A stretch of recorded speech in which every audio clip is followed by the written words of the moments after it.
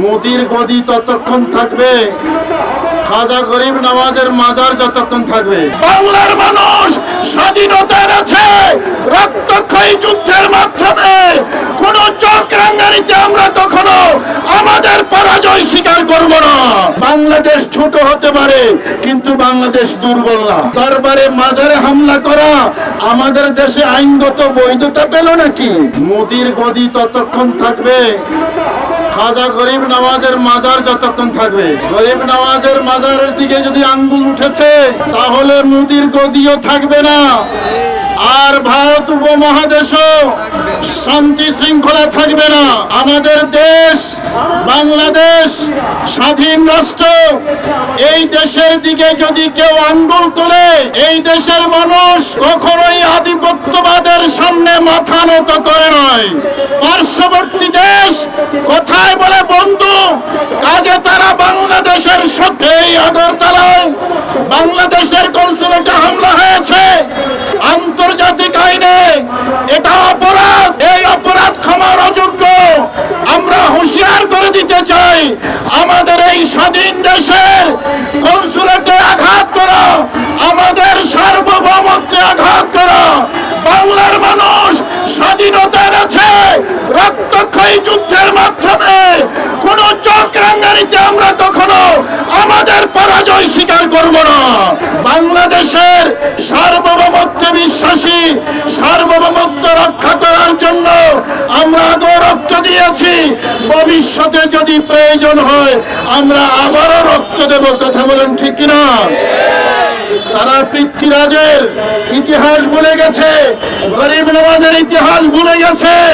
তারা যদি আবার পৃথ্বীরাজ হতে চায়, এই বাংলার মুসলমান, ভারত উপমহাদেশের মুসলমান গরিব নওয়াজ হয়ে আবার ফিরে আসবে। আমরা আমাদের স্বাধীনতা, আমাদের সার্বভৌমত্ব রক্ষার জন্য যা যা দরকার বাংলাদেশের পক্ষে আহলে সুন্নাত ওয়াল জামাত থাকবে।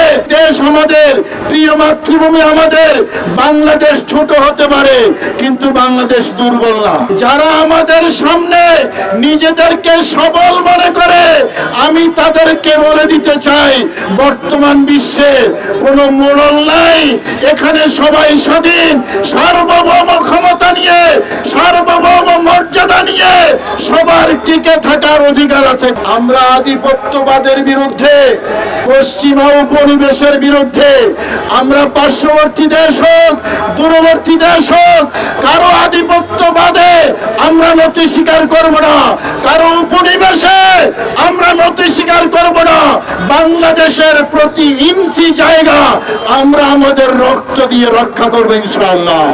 বর্তমান অন্তর্বর্তীকালীন সরকারের কাছে আমি দৃষ্টি আকর্ষণ করব, আমরা দেশের সার্বভৌমত্ব স্বাধীনতা রক্ষার জন্য যত ধরনের সহযোগিতা দরকার আহলে সুন্নাত ওয়াল জামাত, পীর মাশায়েখ সহযোগিতা করার জন্য প্রস্তুত আছে। তবে একটা সতর্কবাণী আছে। আমরা দেখতে পাচ্ছি বাংলাদেশের বিভিন্ন জায়গায় মাজারে হামলা হয়েছে, সরকার নীরব আছে। দরবারে হামলা হয়েছে, সরকার নীরব আছে। মসজিদে আগুন দেওয়া হয়েছে, একজনও গ্রেপ্তার হয় নাই। আমরা সতর্কবাণী উচ্চারণ করতে চাই, এই দেশের মানুষ দরবারি হোক আর দরবারের বাহিরের হোক, মসজিদের হোক আর মসজিদের বাহিরের হোক, মুসলমান হোক ও মুসলমান হোক, সবার সম্মান নিয়ে বেঁচে থাকার অধিকার আছে। দরবারে মাজারে হামলা করা আমাদের দেশে আইনগত বৈধতা পেল নাকি? মনে রাখবেন, মন্দিরে হামলা হলে আপনাদের ঘুম হারাম হয়ে যায়, দরবারে হামলা হলে আপনারা লেপতুষো গায়ে দিয়ে ঘুমান, এই ঘুম বেশি দিন থাকবে না। আমরা সরকারের কাছে আহ্বান জানাতে চাই, আমরা সহযোগিতার আশ্বাস দিচ্ছি।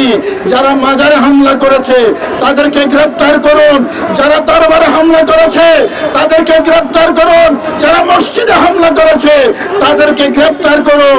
এই দেশের কোটি কোটি তরিকতপন্থী মানুষ আপনাদেরকে সহযোগিতা করবে, আপনাদেরকে সমর্থন করবে।